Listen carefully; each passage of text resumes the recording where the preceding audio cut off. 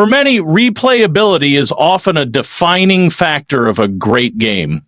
However, sometimes the most memorable games are the ones that leave you speechless on your first playthrough, whether it's accomplished through gameplay, the narrative, or both. These are games that many of us hold in high regard, that become pillars of a genre against which others are judged. If I could erase my knowledge of these games and go in blind all over again, I would. When Nier Automata first launched, players lambasted reviewers who only reached ending A. For people like that, I imagine the game is not only disappointing, but likely feels incomplete. That sentiment is absolutely valid, but when you play through ending E, the experience becomes one of the most memorable in gaming. After reaching this ending and responding yes to Pod 153, you enter a shoot-'em-up section that gets progressively more difficult. If you're online while playing and fail several times, you'll be given the option to receive help from other players and can finally complete the game. It is possible to do it on your own, but you'll definitely have your work cut out for you. On finishing the segment, you're asked if you would like to assist other players in the same way they helped you. You'll naturally be inclined to consent, but after doing so, Pod 42 enlightens you as to what it cost the other players to provide their support.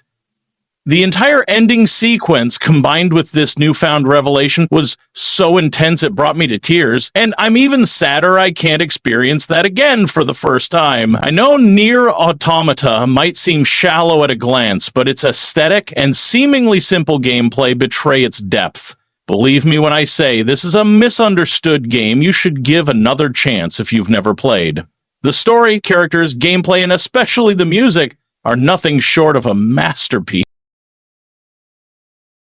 Everything about games in a post-apocalyptic setting, particularly those with zombies, have been done to the point of exhaustion. Despite that, The Last of Us delivered a story so compelling that more than a decade later, it has its own TV show and is still an avid conversation topic.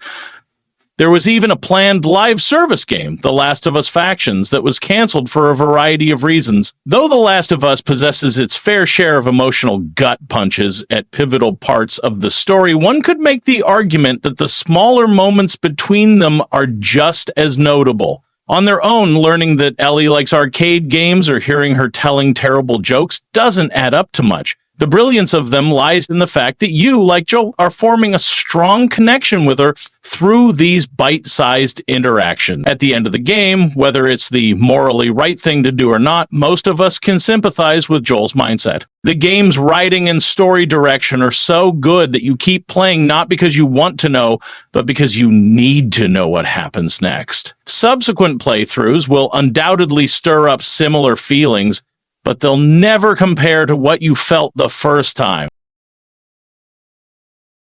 Though the original Mass Effect trilogy comprises 3 games, the relatively new Mass Effect Legendary Edition technically allows you to play all 3 in one package. Taking the role of Commander Shepard, you help save the galaxy's inhabitants from a threat known as the Reapers. While the premise may sound like standard fare as far as sci-fi action RPGs are concerned, the biggest draw is the fact your progress between games is linked. Decisions you make in the first game will affect the next 2, and this includes whether certain squad mates or NPCs die during your journey, the connections you form with your teammates, whether it be platonic or romantic, or what make things like Mass Effect 2's suicide mission so anxiety-inducing. That sense of fear and relief is unfortunately greatly diminished after completing the trilogy once or twice and learning how the game dictates who lives or dies. Regardless, you will always remember each game's final mission and how you felt while playing. The Final Fantasy series is known for its great stories and gameplay, and Final Fantasy X doesn't disappoint. What makes this entry on the list unique is that both your first and second playthroughs supply an almost equal amount of emotional impact. Final Fantasy X serves as the first voiced entry in the franchise, and while the acting isn't perfect, it does help you form a more intimate connection with the characters. Every party member is interesting and unique, and the narrative really starts to pack a punch as you close in on the end.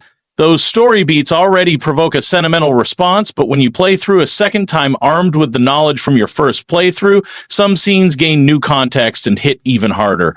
Tidus serves as a sort of player insert for the first playthrough, since he, like us, is ignorant about the Spira he finds himself in. However, when you experience things a second time, you're more like Yuna in that you know what lies ahead and how Spira functions. I'm only scratching the surface to avoid spoilers, but it really is impressive how different your reactions will be between your first two playthroughs. The Persona series seems to be gaining popularity with each passing year, unsurprising given the deep well of content each entry has. They're diverse RPGs with emotional slice-of-life segments and character interaction so intricate that the games could be classified as dating sims.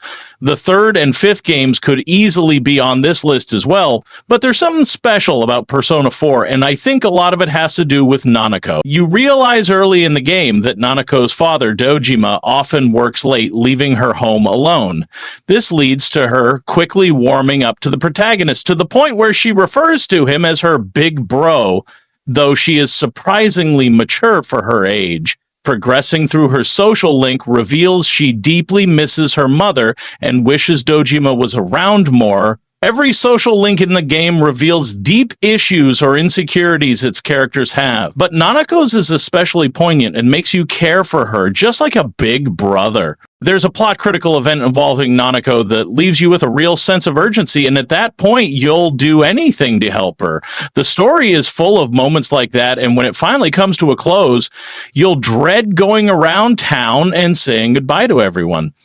Persona 4 is one of the very few games I've played where the ending was easily the worst part, but only because I knew my time in Inabu. When asked what my favorite games of all time are, I always struggle to narrow the list down, but Bloodborne is a constant inclusion. Its gothic aesthetic, Lovecraftian horror elements, and emphasis on fast, aggressive combat make it incredibly satisfying to play. This focus on an assertive playstyle is one of Bloodborne's biggest selling points. By quickly counterattacking enemies after being struck or using visceral attacks, you can recover a portion of the damage you sustain, which pushes you to always be looking for openings. Souls veterans may need some time to adapt to this, but when the gameplay loop finally clicks, it's an almost unparalleled feeling and truly makes you feel like a hunter. In true Souls fashion, most of the world's lore is learned through exploration, leaving it up to the player how much they wish to indulge. If you've never played, I highly encourage you to be thorough, as Bloodborne's ambient storytelling is among the best. I can guarantee you'll be thinking about your findings long after the credits roll. It's easy to see why Star Wars Knights of the Old Republic is frequently touted as one of BioWare's greatest creations. Set in the Star Wars universe, it's an RPG with a remarkable amount of depth and enough variability to warrant several playthroughs at the very least. Star Wars fans had never been treated to a game as monumental as Star Wars Knights of the Old Republic before its release, both in terms of lore and customization. Players are free to make a multitude of decisions regarding their character's moral alignment and combat abilities, including force powers. As you progress, the game does an excellent job of making you feel like a powerful Jedi or Sith that is impacting the galaxy. Gameplay aside, those familiar with Star Wars Knights of the Old Republic know exactly why it's on the list. The earth-shattering twist involving the character you create is among the best in gaming, and the narrative does a brilliant job of building it up throughout the game. That moment alone helped propel this game to its legendary status, and it's a hard one to top.